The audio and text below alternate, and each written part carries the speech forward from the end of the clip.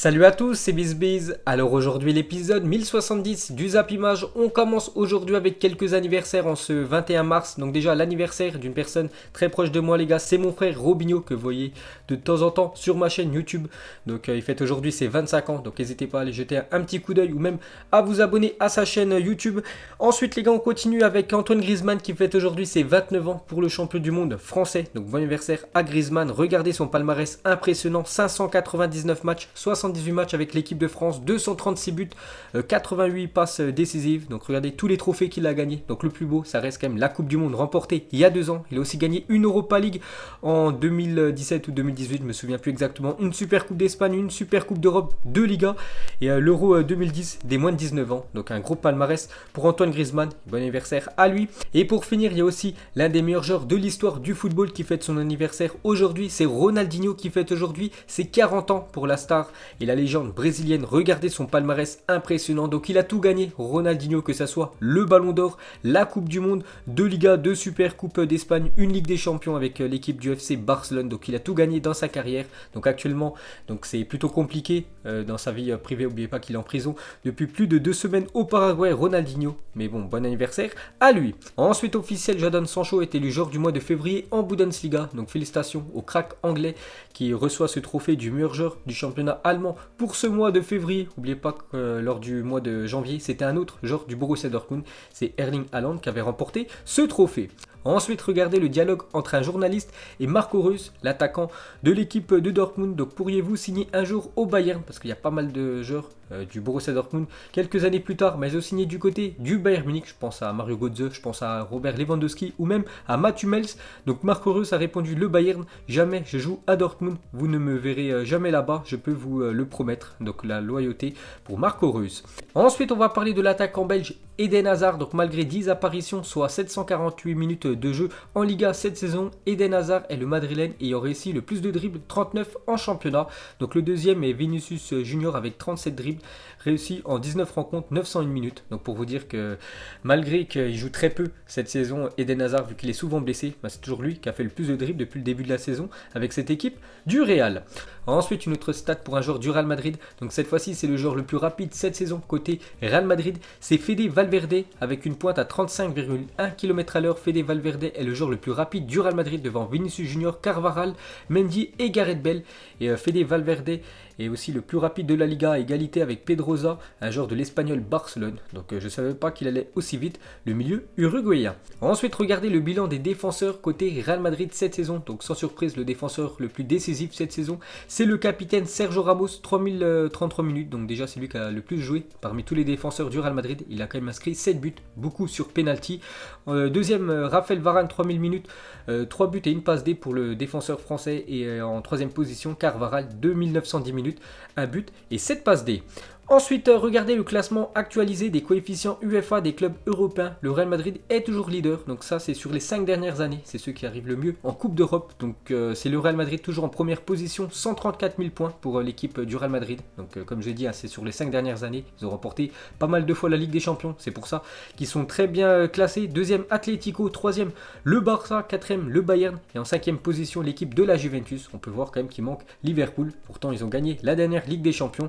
Et il y a 2 ans, ils ont été finalistes. Ensuite, une petite photo qui va faire plaisir aux supporters du Real Madrid. Regardez cette photo quand l'équipe du Real Madrid remportait Ligue des Champions sur Ligue des Champions. Donc il y a encore tous ces joueurs qui évoluent du côté du Real Madrid, sauf un joueur vraiment qui manque beaucoup, c'est Cristiano Ronaldo. On peut le voir en train de chamailler Sergio Ramos. C'était lors d'une photo d'avant-saison.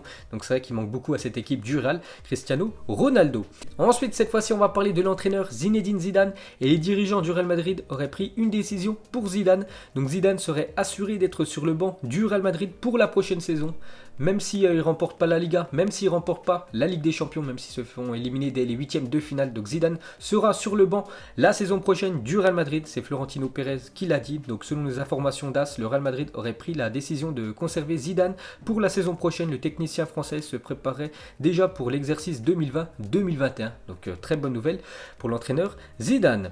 Ensuite, un autre entraîneur devrait continuer l'aventure avec son club, c'est l'entraîneur Quique Setién, l'entraîneur de l'équipe du Barça. Donc le Barça veut faire confiance à Quique Setién et il le maintiendra au poste d'entraîneur la saison prochaine. Donc lui déjà il est arrivé au club il y a quelques semaines, Quique Setién. Il a remplacé Valverde et devrait continuer au moins une saison de plus avec l'équipe du FC Barcelone.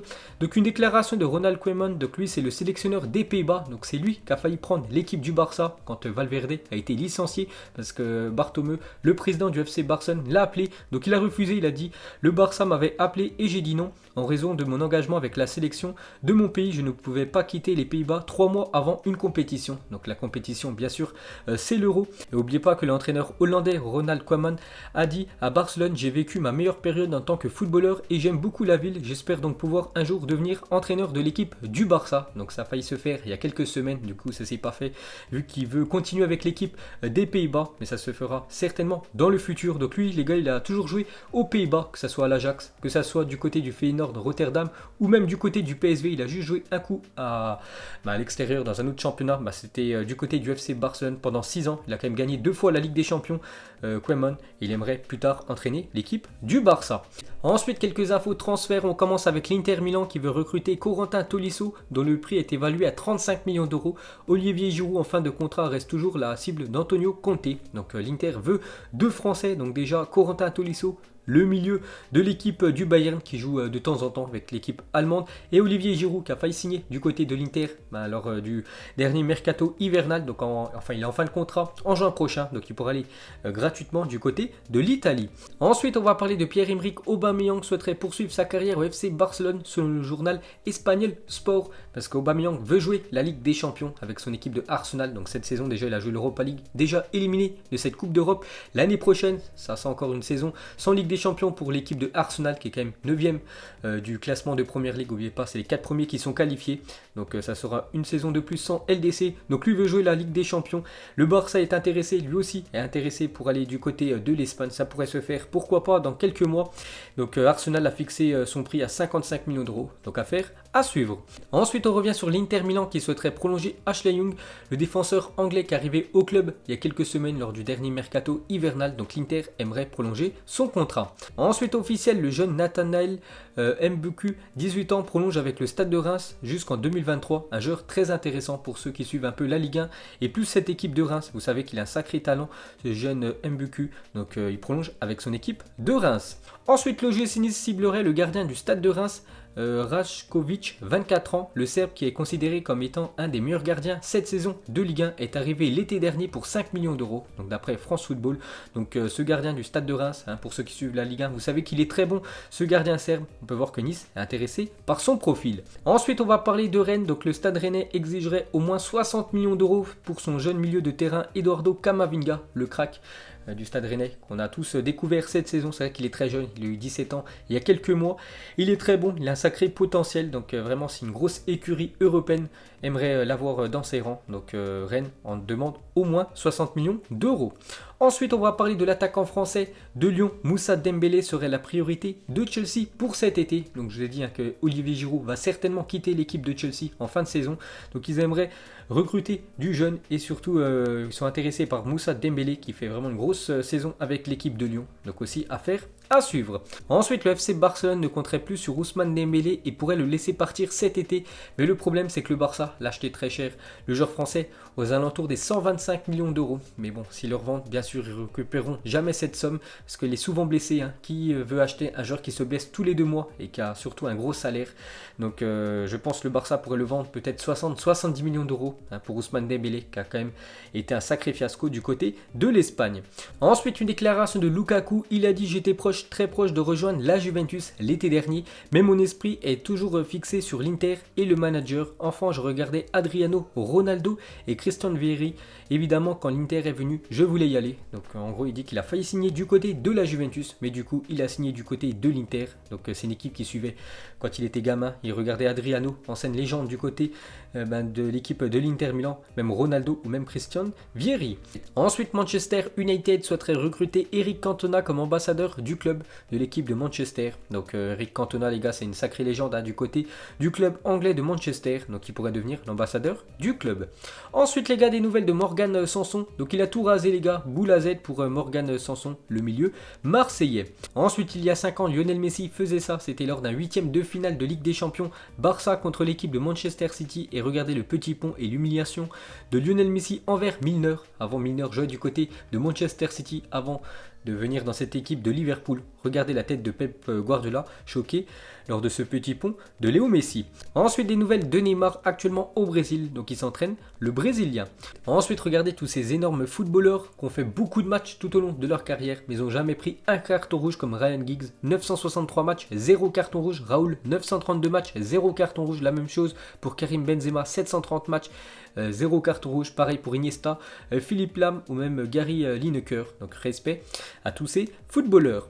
Ensuite, une déclaration de Christophe Dugarry sur Marquinhos. Il a dit: pour moi, Marquinhos est le véritable patron de cette équipe. Il a été tout simplement exceptionnel. Pour moi, Marquinhos est l'homme fort de ce Paris Saint-Germain. Donc il parle surtout de la prestation de Marquinhos contre l'équipe de Dortmund. Donc il y a une semaine et demie en Ligue des Champions. Il a été énorme.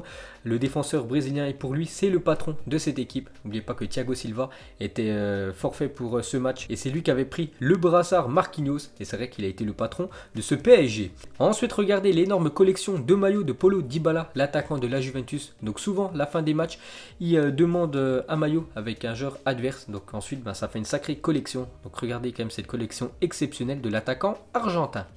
Ensuite les gars, depuis hier matin, Netflix a sorti The English Game, série tirée d'une histoire vraie sur la naissance du football. Donc s'il y en a qui ne savent pas quoi faire les gars, vous pouvez regarder sur Netflix The English Game. Donc c'est une série sur la création du foot.